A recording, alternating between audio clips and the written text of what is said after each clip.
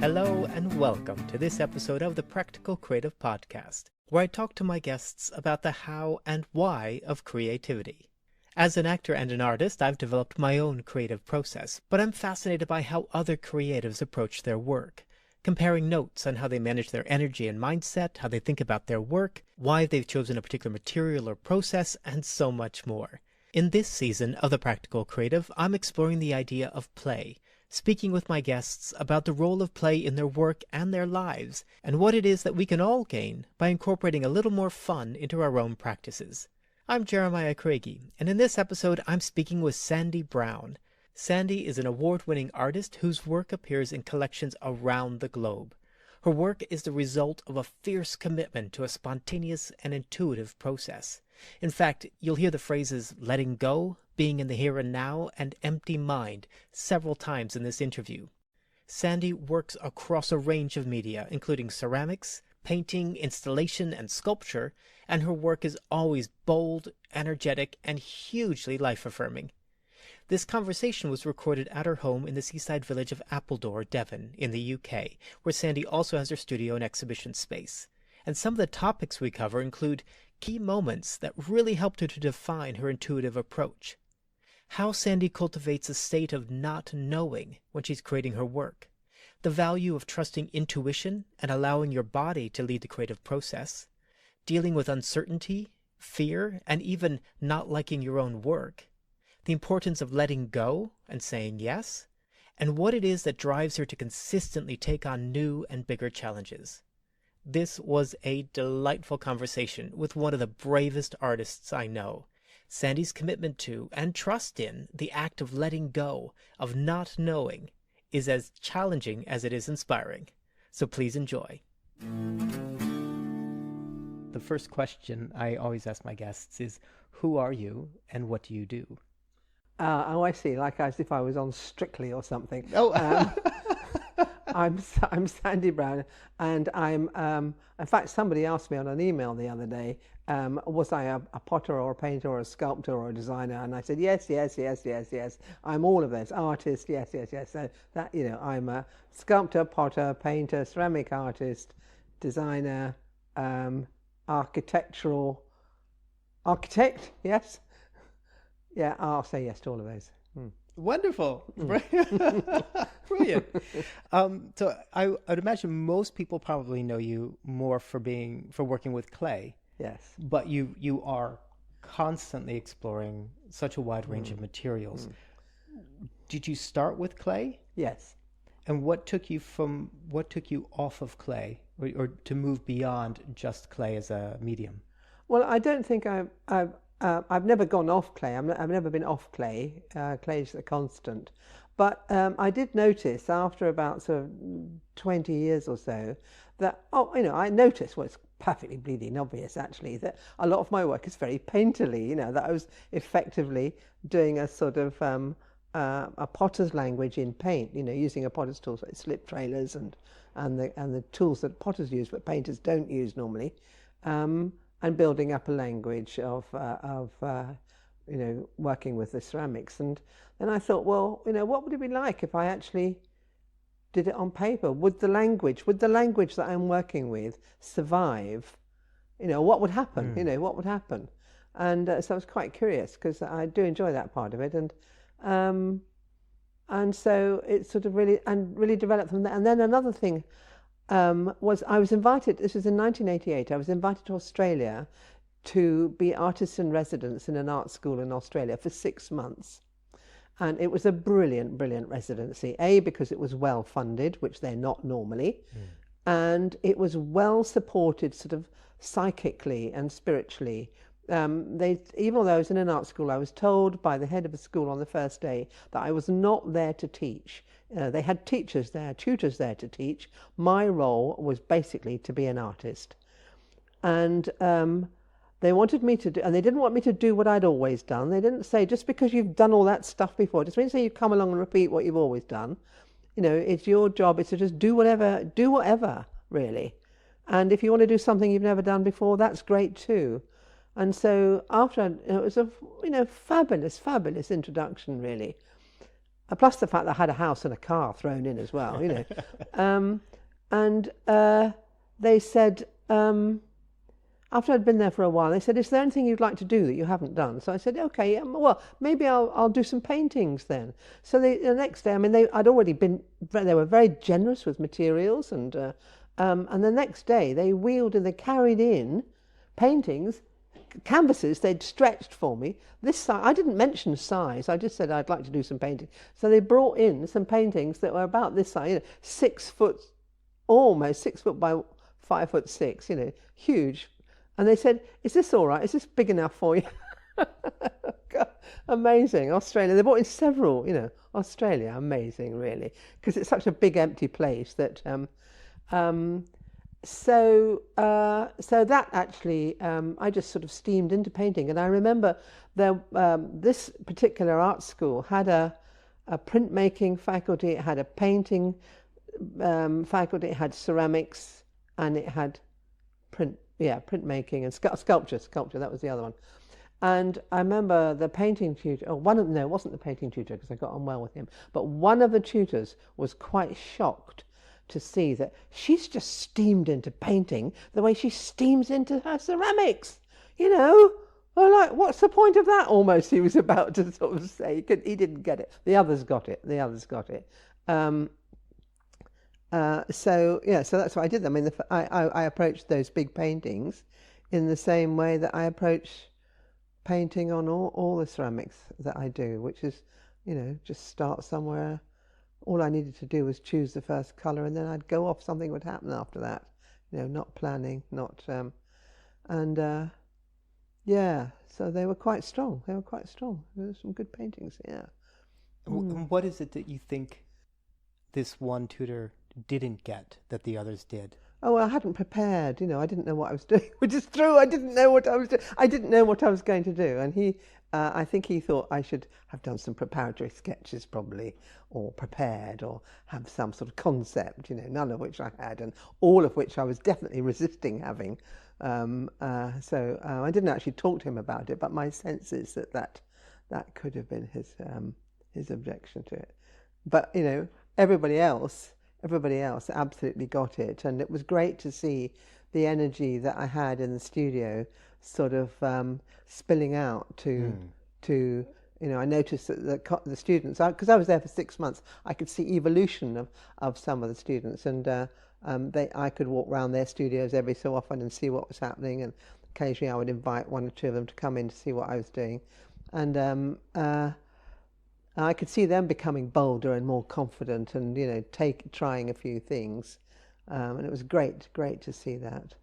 So what is it that you do that spills out of the studio? What is it about how you work and how you approach your work that you think that has that effect? I think it is that intuitive, spontaneous, allowing the body to lead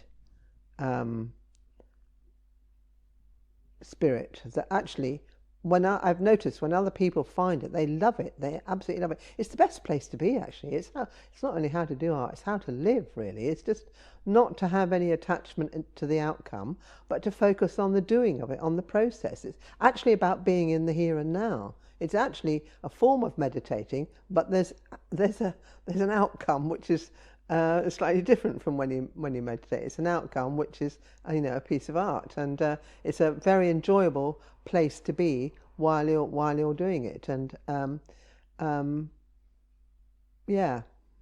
I think once people get it, and I've noticed, you know, this happens not only in the students in this art school, but, you know, when I'm running courses as well. When people get it, they become sort of emboldened and confident, and because actually it's their essential essence that's coming out.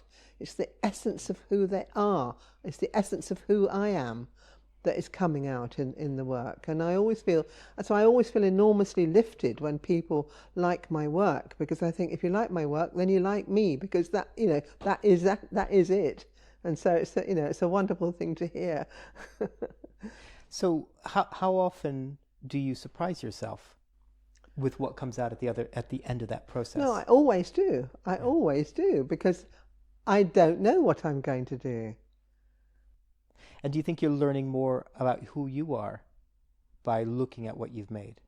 Yes, I do actually. Yes, yes, yes. Um, yes, I do. Yeah. Very much so. I mean, certainly because certainly with the clay work that I've done, because I make this approach in clay. I've noticed that some stuff has come out, um, which is actually, it's come from my unconscious. It's like a waking dream, and it teaches me about myself. It teaches me um, maybe feelings that I didn't know I had, or and so it's very, very powerful from that. I think the sense of touch, the tactile sense, is a doorway to the unconscious. It's a doorway in to the deepest, almost the deepest part of ourselves. And so, I have learned about myself a lot from what I've been making in clay, more than what I've been doing in painting. Actually, I think with painting, it's a language. It's a bit like sort of a musical. It's a bit like playing instrumental music. I'm working in a language of color and form, and it's abstract, and so it's less, because it's not representational. I can see a sort of progression, maybe in confidence, and a progression in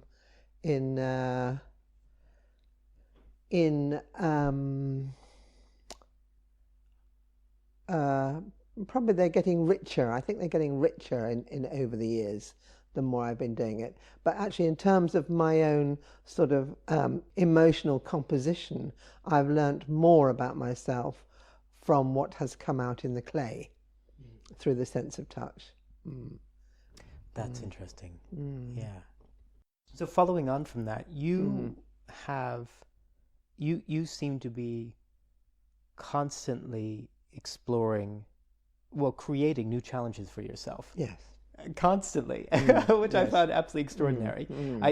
I know, so you've started in clay, you not moved on to, but you've incorporated paint as well. You've done installations. I know you did a collaboration with a dancer.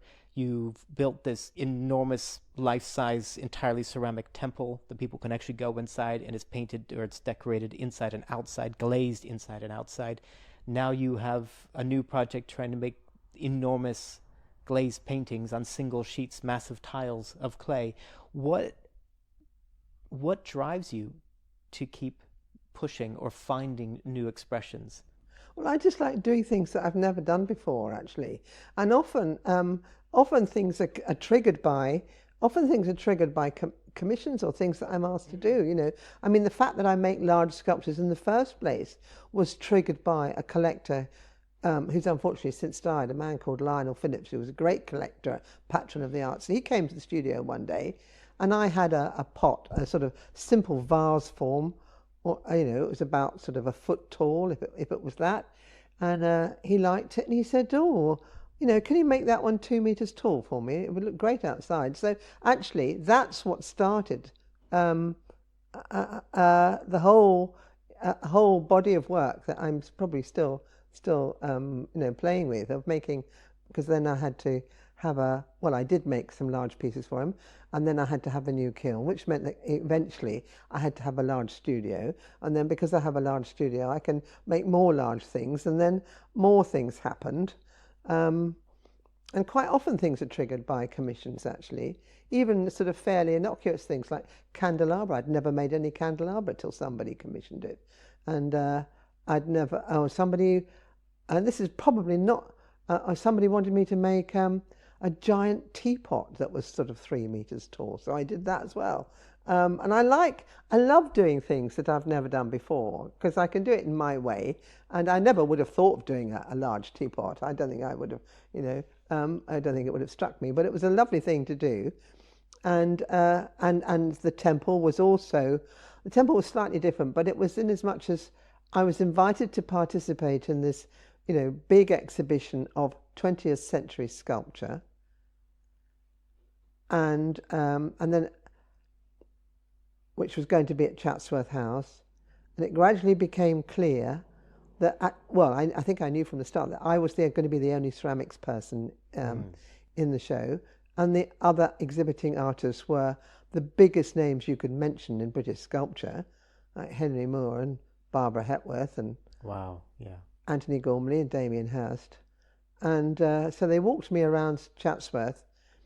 And they said, well, you could do something to go there, or you could do something to go over here. And we want you to be really ambitious. We want you to be really ambitious and do something you've never done before, which is music to my ears, isn't it? It's just fabulous.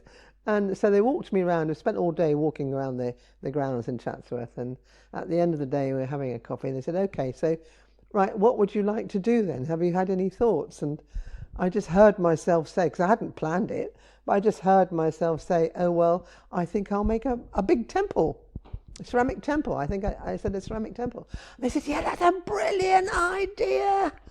And I thought, oh, Christ, what do I do now? How do I do it? But, you know, that's how that triggered. And so, and also the large tiles that I'm doing now, the large tile paintings I'm doing now, is somebody has asked me to make some really big tile paintings in one piece to go outside. So I just thought, I'll see how big I can go.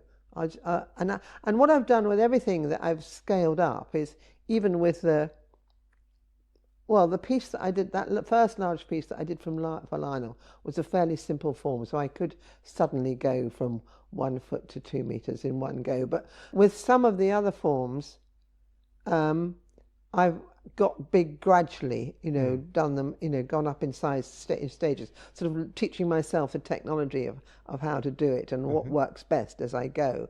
And so I've done that with the tiles as well, you know, just sort of making them slightly bigger than I'd done before, and then gradually making more and more a bit bigger. And so I think I've worked out how to do it. So the only limit now really is, what can I physically lift in the raw state, and what can I physically put in the kiln? That's the limit. Brilliant. So yeah, I'm quite pleased with the way they're going, actually. Yeah. And I quite like a technical challenge.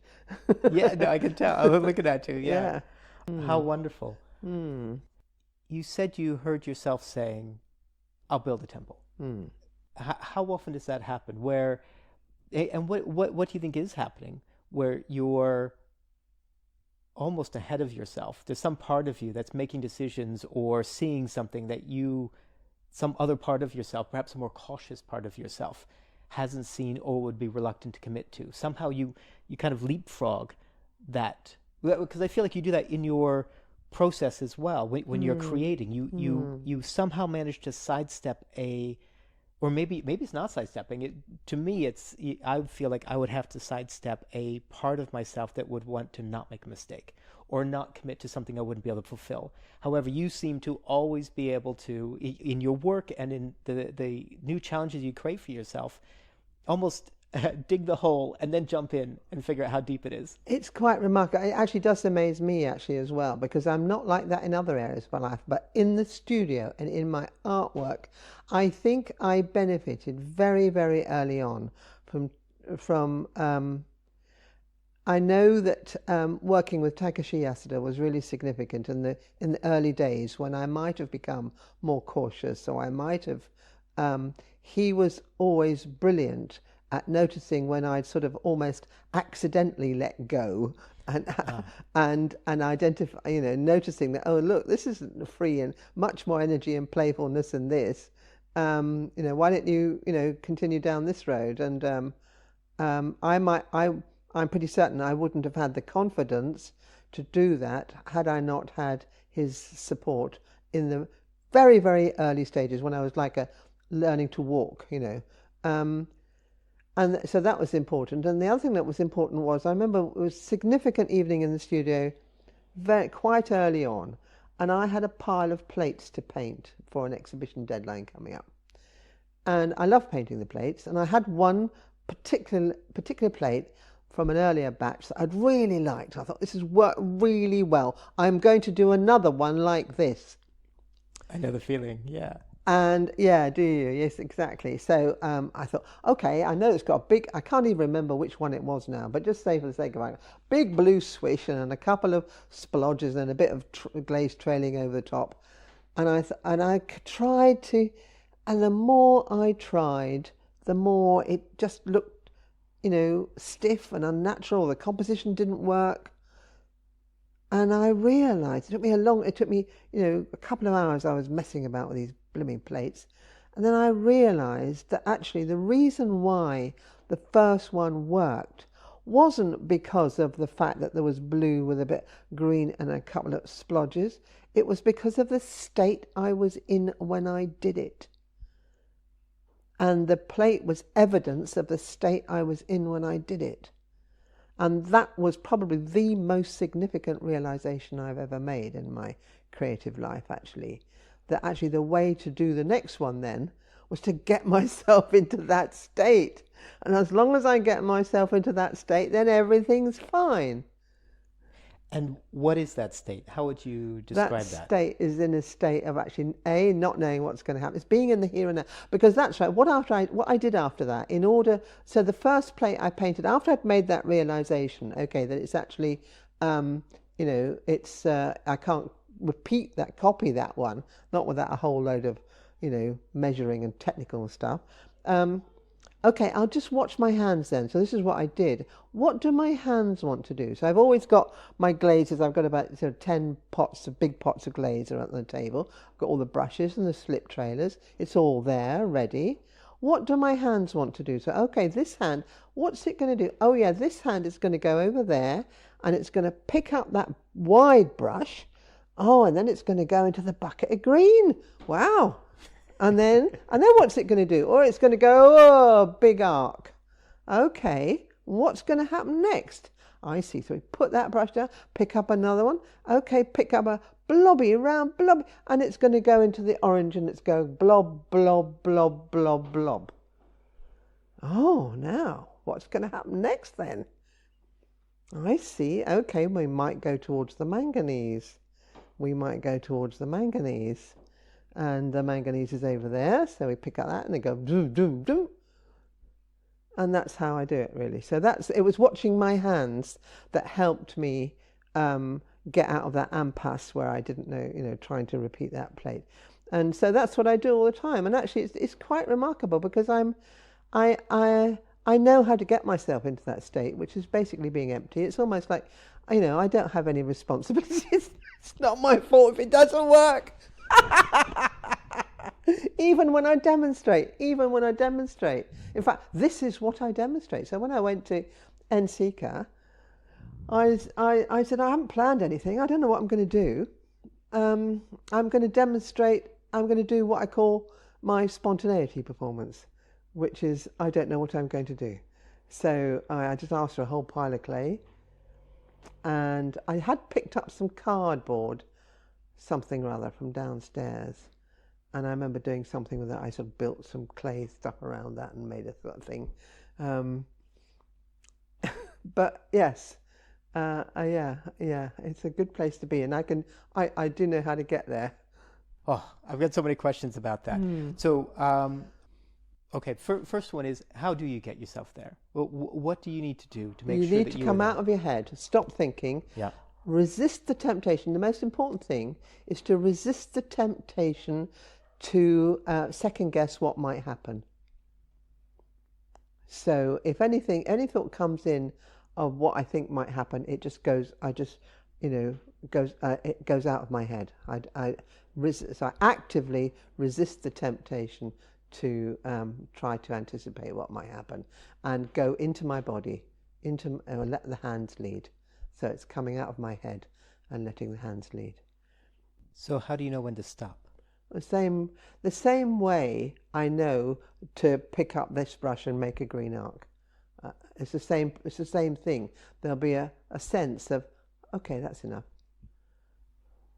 And when you're doing this, because as you say, you don't know what's going to happen next, do you like everything that you make? Well, the funny thing is that nearly always I do when it comes from that place, yes. I mean, I give myself permission that it doesn't matter if it doesn't work.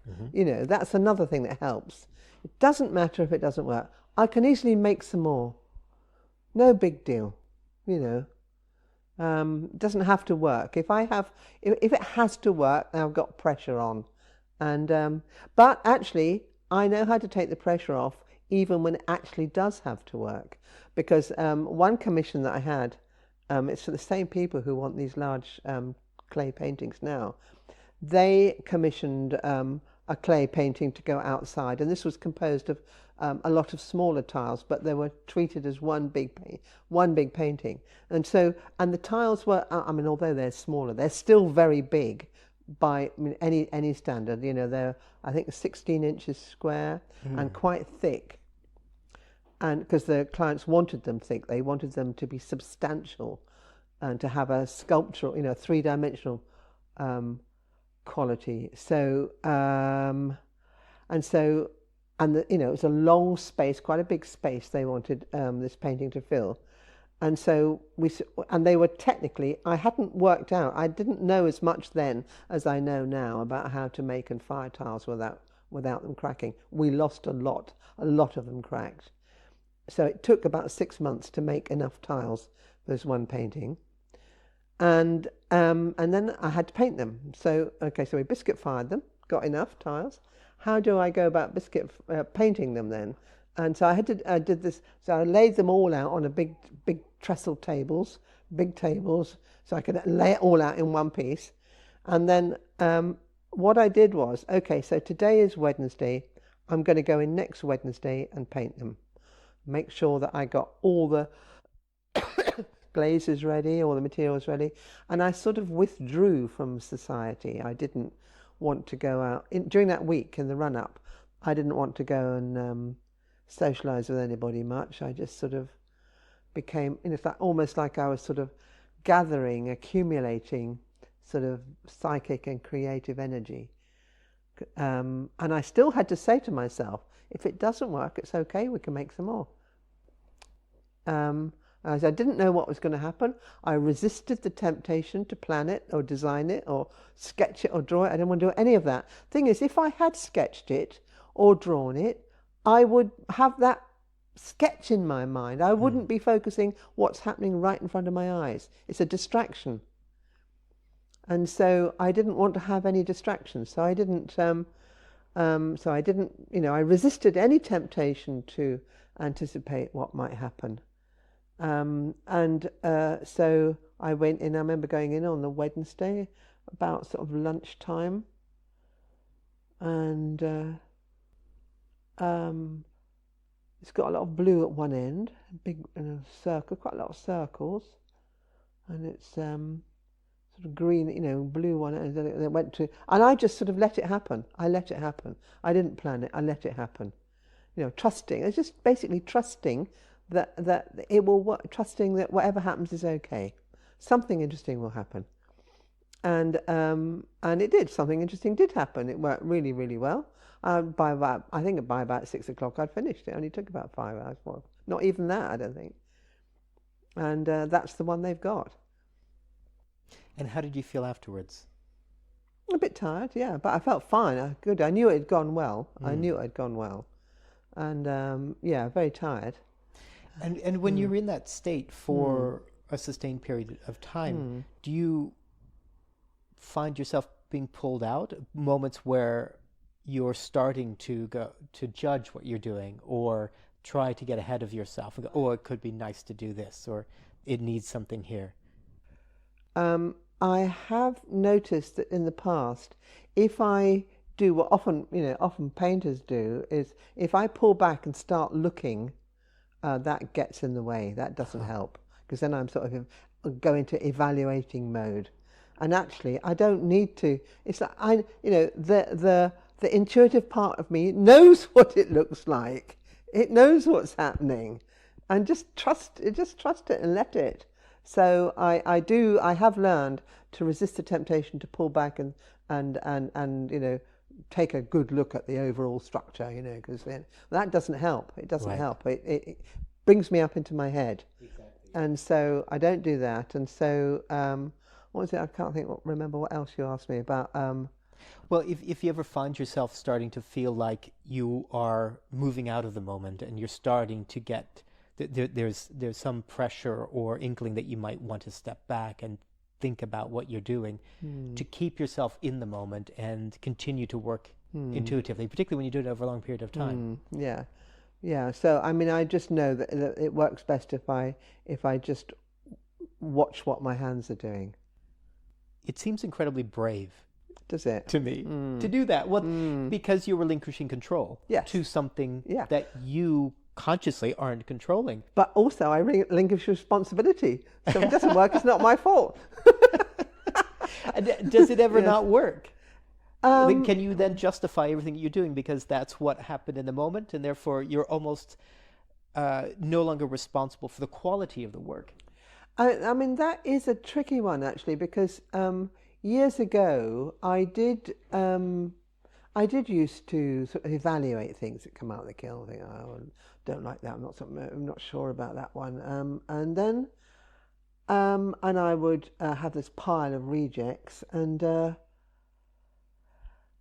you know what's in my mind at the moment is, as I'm saying this, there was a particular pair of sculptures, actually tall coil, two coil pots that were quite tall, and they looked like they were a pair sort of dancing. Very, very bold. There were some thumb marks all over, colours all over the place. And anyway, one day I wasn't sure, and I took the hammer to them. And but I had them professionally photographed before that, so I've got a record of it. And I was looking at several times. I've looked at that photograph, and I thought, what was my problem with that, really?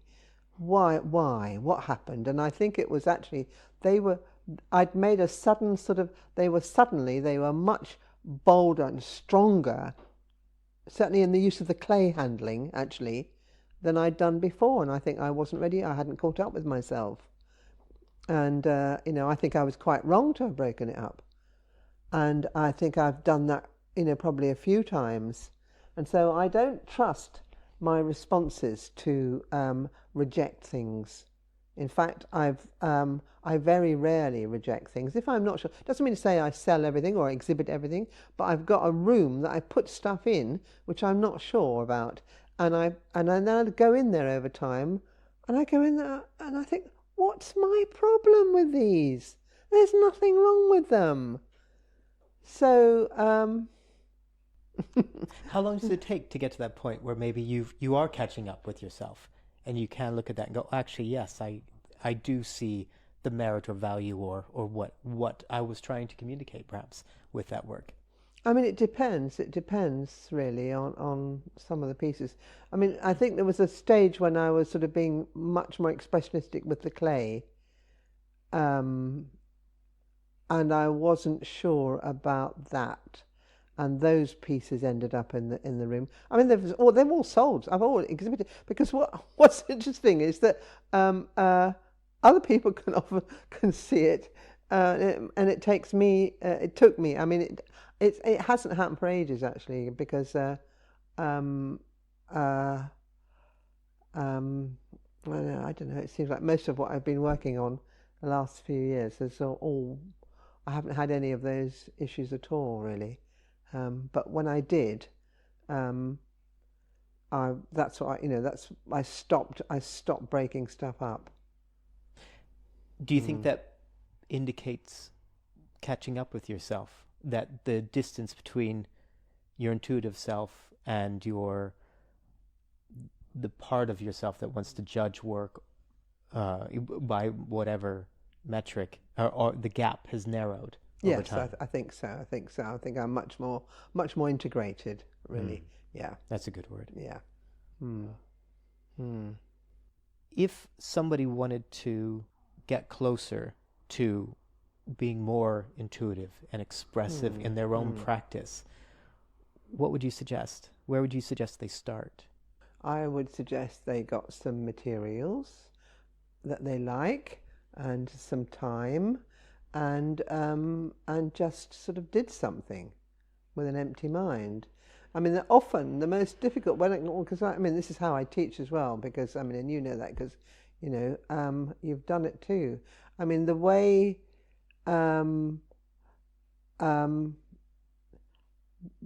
what can sometimes take the time for people who are new to this is to accept what they've done as being valid. And, you know, and my assessment criteria are, if you're in that empty place, if you genuinely don't know what you're doing and you haven't planned it, then it's valid. It's valid, whatever it is, it's valid. It's not only valid, it's actually sacred, I think. So I keep, you know, if I'm doing sort of bits and pieces in clay, I've got loads of doodles in clay in the studio that, you know, that things that I might sort of play with at some point. Because sometimes some of the large sculptures do come out of doodles and things. But I keep them all. I keep them all. I would never ever, and I never have done, broken or thrown away anything that comes from that place, because it's like I want to make sure that my unconscious knows that all these gifts that it gives me from the unconscious, I can receive them. I can say thank you. I'm not going to chuck them in the bin and say, oh well, that's no good, because it, you know, I'm going to, and so that keeps the flow flowing. So it's important to accept what comes. Really important to accept what comes. And that's often the bit that can cause some people difficulty. If they've got a strong inner critic, or if they've been shamed in some way earlier in life. I mean, a lot of people have. If they're trying to be technically a show-off or something, or a perfectionist, all of those things are just sort of stuff you need to leave outside the studio. But the most important thing is to accept what comes from that space of not knowing what's going to happen as being really, really valid. And with curiosity, actually, it's not only accepting, it's being curious. Oh wow, is that what I did? Is that because you sort of come out of this sort of intuitive conscious state, and you can come into a sort of out of the intuitive unconscious state, and you can come into a sort of conscious awareness. Oh, is that what I did? Wow, isn't that amazing? Isn't that amazing? I made this form and it was like this, and wow, and I used a lot of colour over here and less over there. Wow, is that what I did? You know, to have that curiosity. That's lovely, because it's when we're in that conscious place, I think often it's easy to fall into judgment. Yes. Whereas you're choosing to look at it with wonder and curiosity. That's right. And that there is something to discover here, as opposed to something to judge. Yes. There's something delightful, absolutely delightful about that. I'm finding it fascinating, the overlap between you're using the term that you're not responsible for the outcome. When I do improv work, if I'm improvising in front of an audience, that's one of the things that really helps me. Is telling myself whatever happens, it's not that it's not my responsibility or my fault, but I can't judge myself or be judged upon it, because it is a momentary response to what's happening, and it's live. And yes, it's uncertain, and it may not be perfect if it wouldn't be perfect as a script in a film, but that's also the form that I'm in, that there is space for the imperfection, and sometimes that imperfection is actually the perfection of it. Yes. But giving myself that mental almost excuse to not filter, not judge what's happening, gives me, it gets myself out of the way, and that's when the best performance happens. Absolutely. And I think exactly. So I think there's a wonderful overlap there, and it's a wonderful space to be in, because you are surprising yourself. Like, oh, that was interesting. Where do we go from here? And how delightful. That's right. I think there's something lovely about being able to surprise yourself. Yes. On a regular basis. Yes, exactly. It is exactly. I mean, improvisation that you're talking about is exactly the same. It's the same state. It's just a different medium. Absolutely. Yeah. Do you feel that it takes strength or energy to, or even confidence to access that? I think it probably takes all of those. I do think it takes energy. I mean, I have noticed that the days when I'm in the studio, for example, preparing clay or maybe even or building a form that might be, because it is true that when I'm making some of the larger sculpture forms, I'm often guided by a maquette that I will have made, and so I'm aware of sort of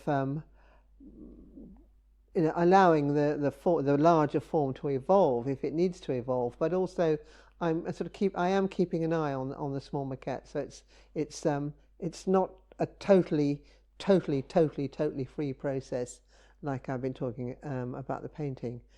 Now, why did I say that? I can't remember what you asked me now. Oh, asking about energy and Oh, confidence. energy. Yes, thank you. Yes. So what I have noticed is that if I'm doing something like, for example, because I've made several big circular forms and they've a bit sort of donutty like, you know, they're about sort of 4 or 5 feet tall. Some of them have sort of central sections, some of them don't. But the basic donutty form is similar. The first time I made one was the first time I'd made one, and I was exhausted, absolutely exhausted at the end of the day, or 2 or 3 days. The second time I wasn't, and the third time I wasn't as tired, because in a way I sort of knew how to do it. And what I have found is, and when I'm painting on the ceramics or on the sculptures or on the paintings, because I haven't done it before, I am exhausted at the end of that. Really, it takes all my focus, all my concentration, because I'm doing something that I've never done before. And so I've noticed that the energy required to do that is probably 10 times as much as doing something that I do know what I'm doing and have done before. Like, for example, with the large tiles that I'm making now, it's taken a while, but I do know technically now how to prepare the clay and how to fire them, and so we can make more. I have my assistant Sue helping me when I'm doing that, and we can make more in a day than we used to when we were working out how to do it. But still, that is far less energy than it takes when I'm painting, because I need to concentrate in a different kind of way, because I'm doing something I've never done before. And so that I am aware that takes the most intense focus. And I've noticed that actually when I'm running creativity courses as well, that effect is the same on the participants, that they're much more exhausted when they're doing stuff that they haven't done before in that, coming from that place. So it is important. So that's why when I did that big painting and I mentioned that I would need a week to sort of psych myself up for it, it was really a week to prepare my energy and almost purify my energy. I wasn't distracted by anything else at all. And that I would be alert, I would be well rested. That's the other important thing. It doesn't work if I'm tired. It doesn't work if I'm disorientated or anxious or anything. Which I'm not often anxious, but I obviously I get tired sometimes, and so I need to be well rested. I need to have slept well, and that's important. And is the energy different working physically, making a shape out of clay versus painting the surface?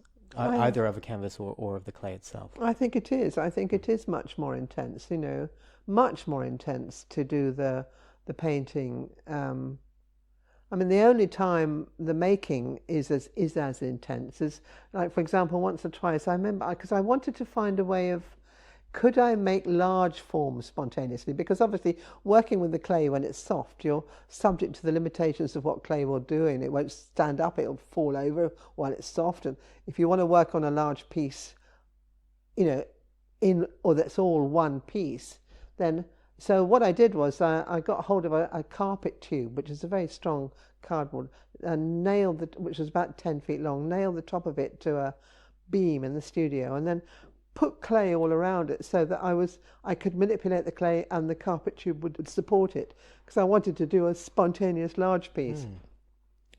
And so that, that took that kind of, sort of intense energy, because I hadn't done that before, and so I was sort of focusing on every little tiny aspect of it, because I was connecting with how it was going to be. I wasn't, but the sort of energy required to make one of those donut forms is much easier, because it's simply a much more sort of technical energy. I know how, I just need to smooth the clay, make sure it's joined properly, but I don't have to intensely connect with the quality of the surface, or the mark, or the form itself.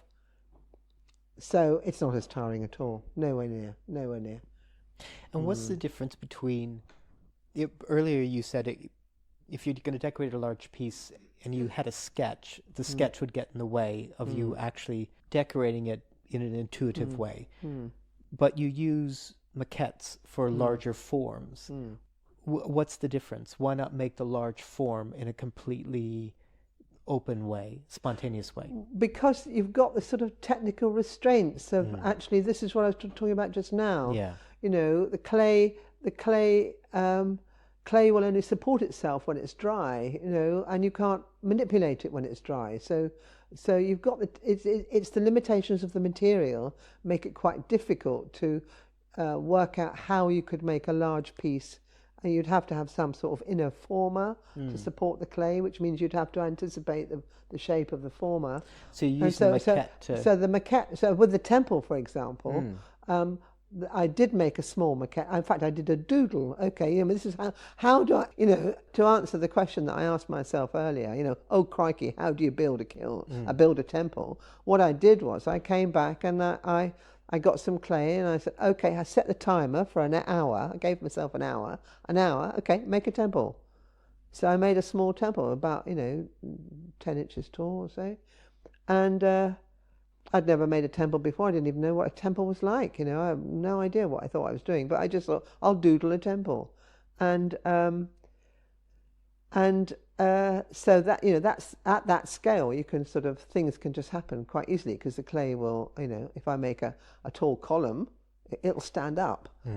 And so, and in fact, actually, when I'd made that first doodle of a temple, that is actually what the temple became.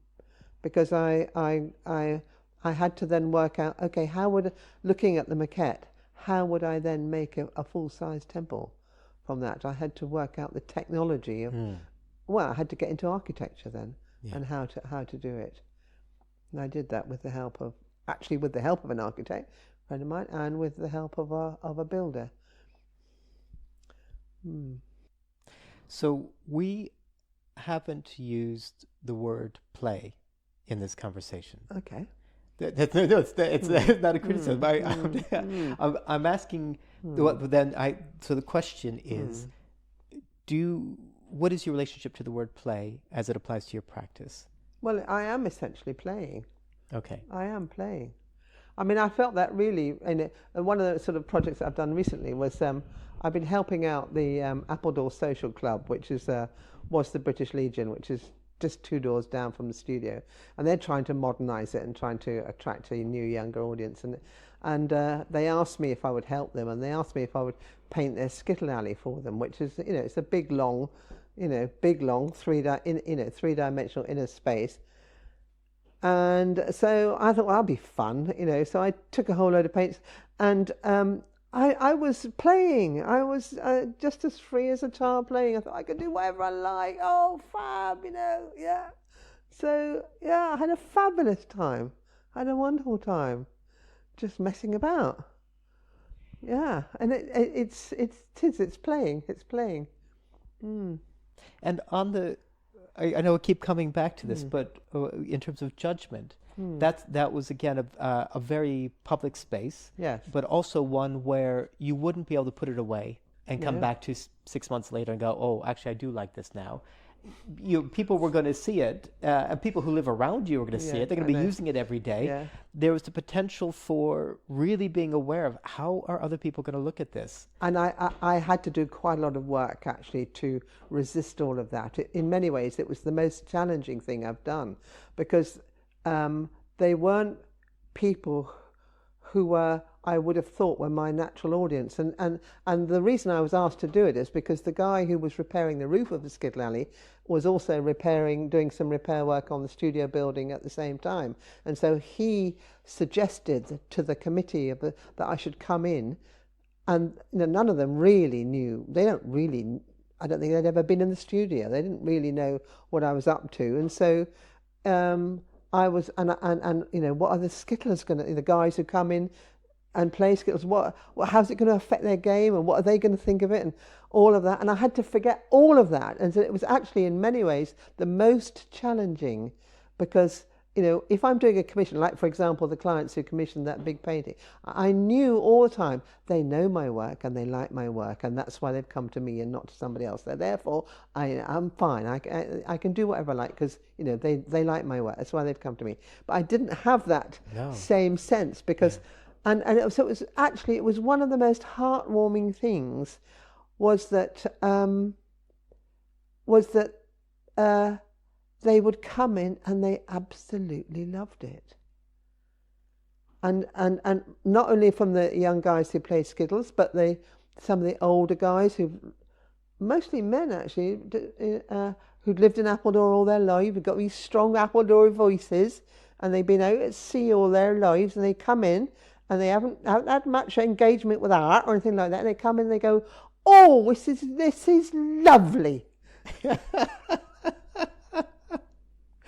That's got to be so gratifying. Yeah, absolutely lovely. Really gratifying.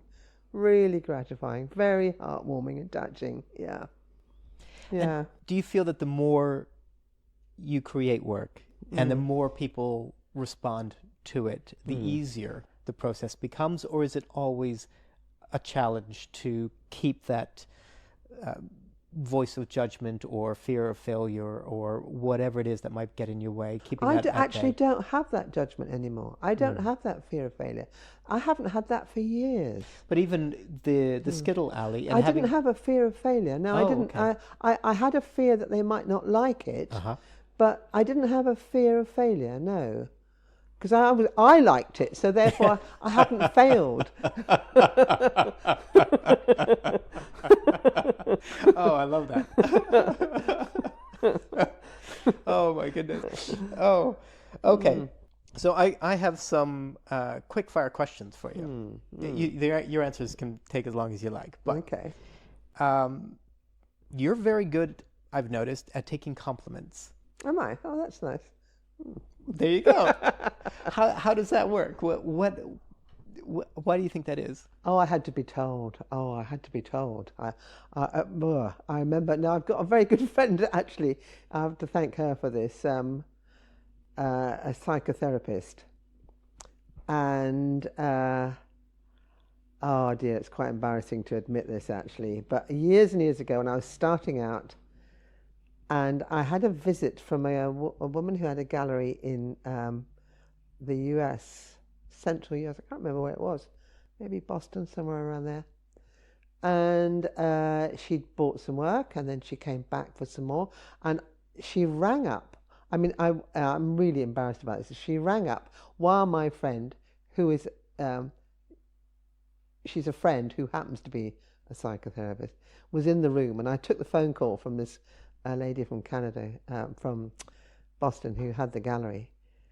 And I put the phone down and I said to my friend in a really puzzled voice, "She wants to come and buy some more work." I thought, oh, what, And I'd sort of put her off. I'd sort of said that, well, I'm not sure if I've got any, And my friend said, "What's your problem? What's your problem? The trouble is with people like you who are control freaks, they are often the only way you can stay in control is by saying no." And that was one of the best bits of advice I've had, actually. Because yes, it feels very different to say yes, actually. To say yes is open. I'm open. I'm open to something that might transpire. If I say no, I'm in control and I'm closed and actually you can't get to me. I'm in charge. Feels very different. And she was absolutely right. I had got into a bit of a habit of saying no simply because it was the only And I didn't even know I was doing it. I was completely unaware of it. But it was actually a really useful thing. So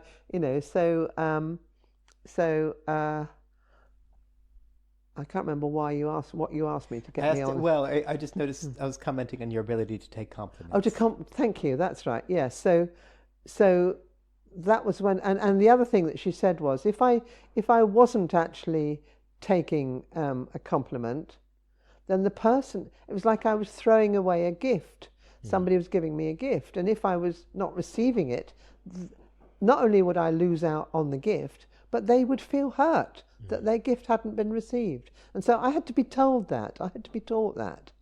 And, it was a very, very good lesson that I'm very grateful for. Yeah, so...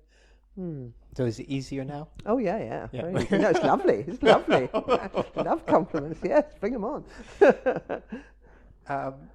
What do you know now that you wish you had known earlier? Oh, that's an interesting question.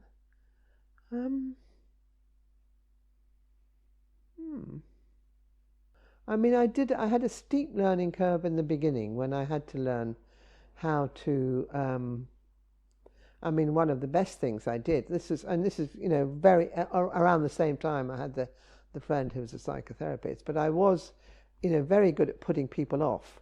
Because one of the things I'm doing is I'm writing an autobiography, and I've written about this in there when somebody called Mike Robinson, who was a curator of the university collection at the Museum of Belfast, the Museum of Ulster in Belfast. He came to the studio and wanted to buy a piece for the museum collection, and it would have been the first museum collection that I would have been in.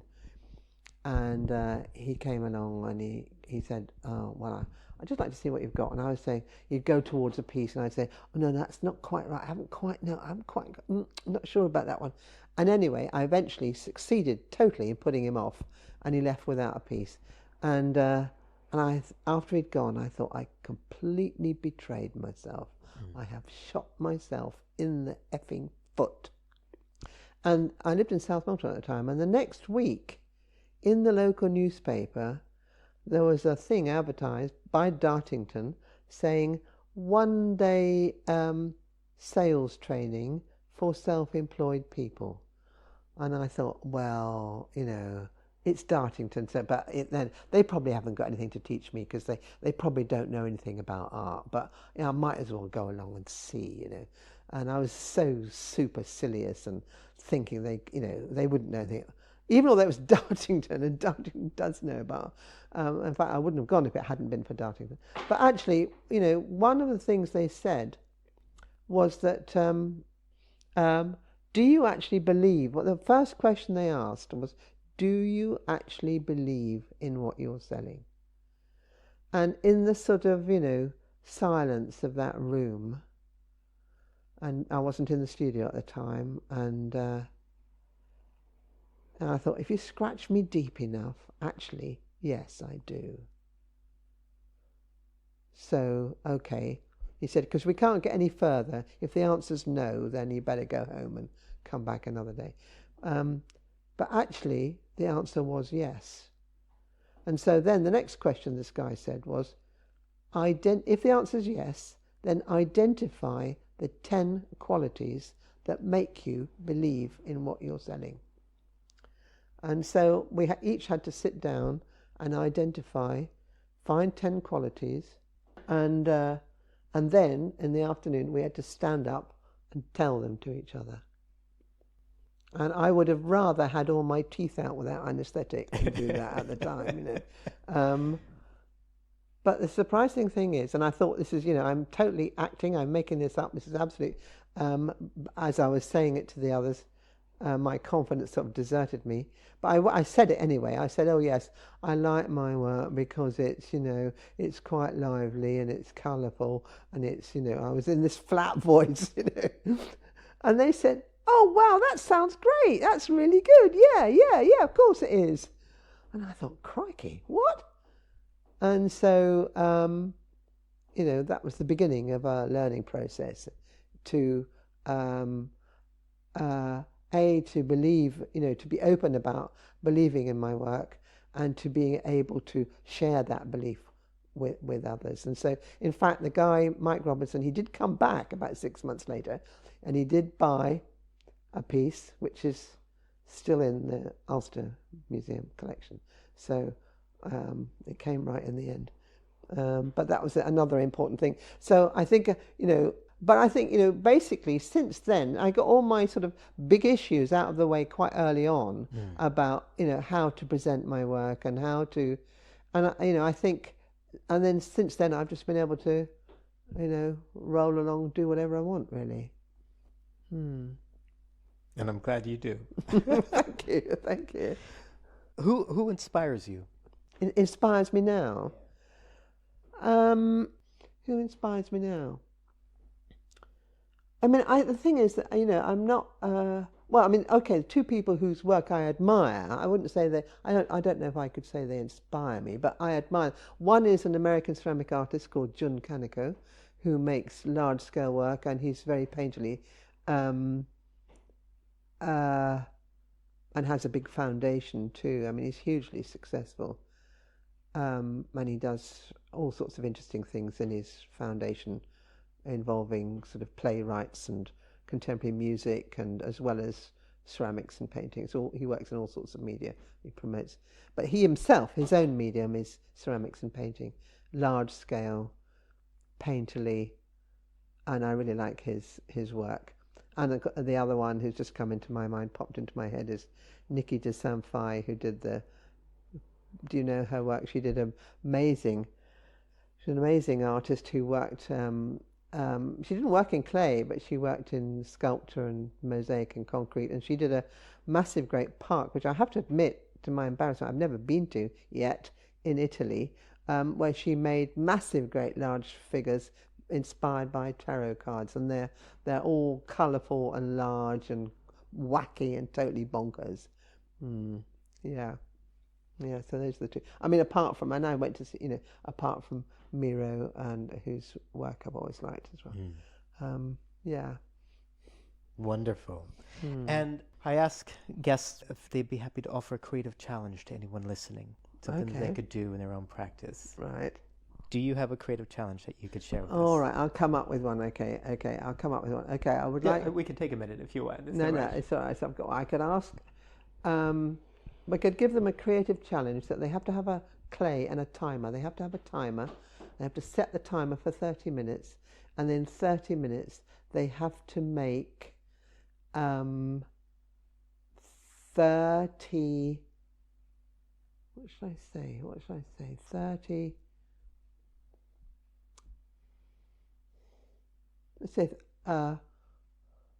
actually, I think I'm going to say 30 figures. That's the first thing that came to mind. They have to make 30 figures in 30 minutes, and they have to then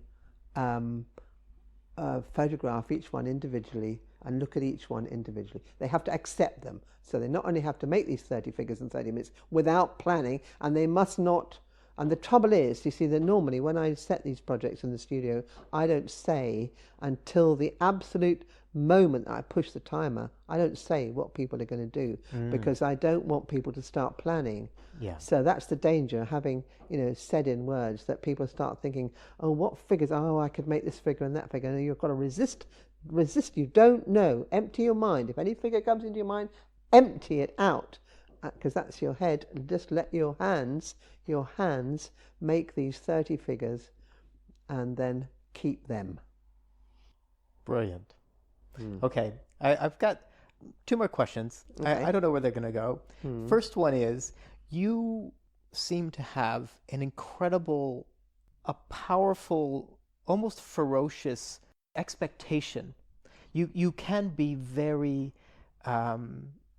passionate about the right way of doing something. Yes, I've often wondered. I have wondered about that, actually. I'm worried about using the word ferocious, because that sounds vicious, which it isn't. Yes. But there's a real strength. But I think passion might be the better word. Right.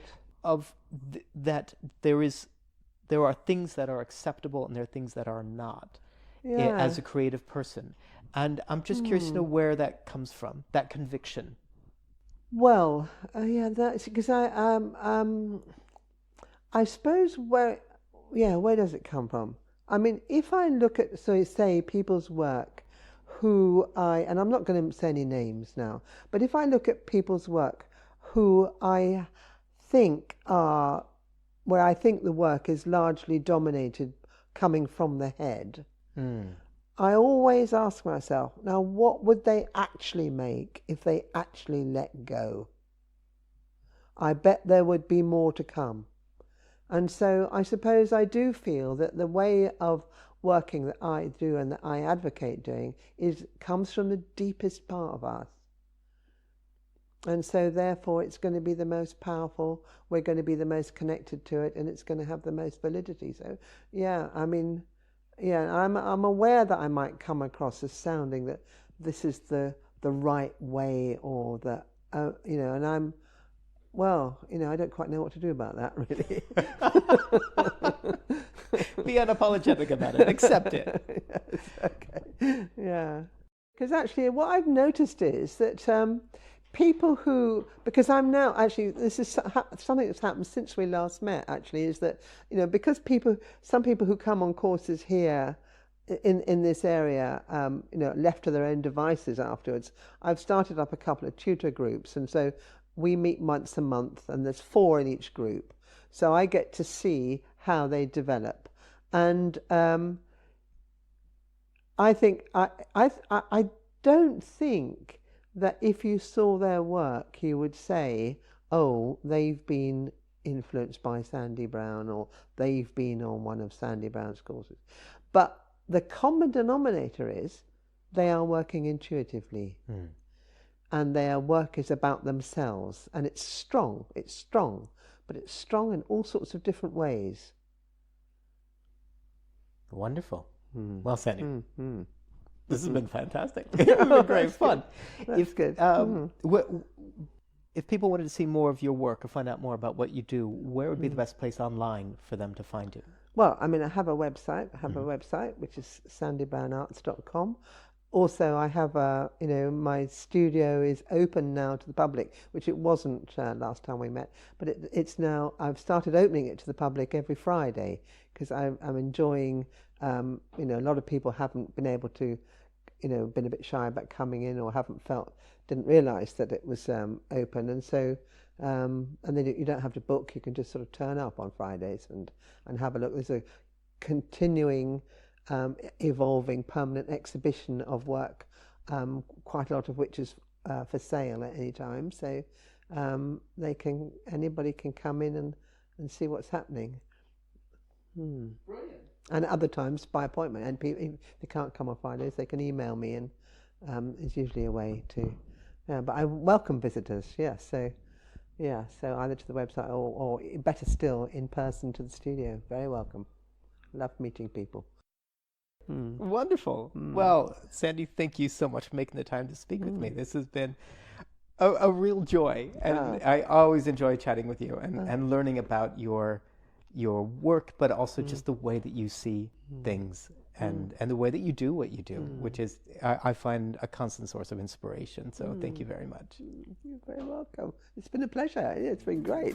Yeah, I've enjoyed it.